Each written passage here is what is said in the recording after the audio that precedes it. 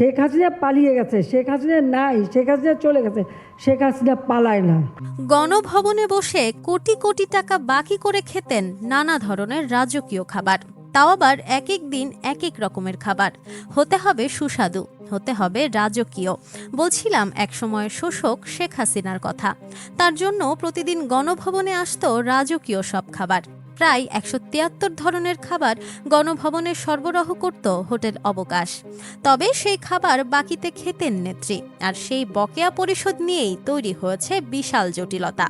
জুলাইয়ের গণঅভ্যুত্থানে ক্ষমতাচ্যুত হয়ে দেশ থেকে পালিয়ে যাওয়া আওয়ামী নেত্রী ও সাবেক প্রধানমন্ত্রী শেখ হাসিনার সরকারি কার্যালয় ও বাসভবন গণভবনে খাবার সরবরাহ বাবদ প্রায় ২.৫ কোটি টাকার বকেয়া পাচ্ছে না সরকারি প্রতিষ্ঠান হোটেল অবকাশ। বর্তমান অন্তর্বর্তী সরকারও এই বকেয়ার দায় নিচ্ছে না। ফলে বাংলাদেশ পর্যটন কর্পোরেশনের এই বকেয়া আদায় নিয়ে তৈরি হয়েছে অনিশ্চয়তা। জানা যায়, সাবেক প্রধানমন্ত্রীর কার্যালয় ও বাসভবনে চাহিদা অনুযায়ী নিয়মিত খাবার সরবরাহ করত হোটেল অবকাশ। এ বিষয়ে উভয় পক্ষের মধ্যে চুক্তিও ছিল।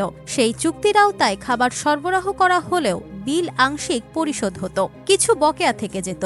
২০২৪ সালের আগস্টে ছাত্র জনতার অভ্যুত্থানের পর শেখ হাসিনা সরকার ক্ষমতাচ্যুত হলে এই বকেয়া বিল আর পায়নি প্রতিষ্ঠানটি। বকেয়া আদায়ে কয়েক দফা প্রধান উপদেষ্টার কার্যালয়ে চিঠি দিলেও গত ১.৫ বছরে কোনো অর্থ পাননি হোটেল অবকাশ।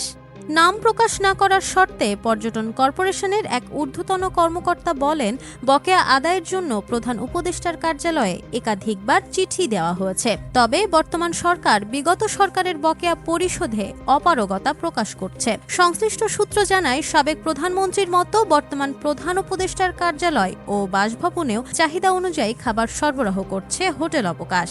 জানা যায়, এই খাতে প্রায় ৩৫ লাখ টাকার বকেয়া রয়েছে। Nafisa Noyal, Times today.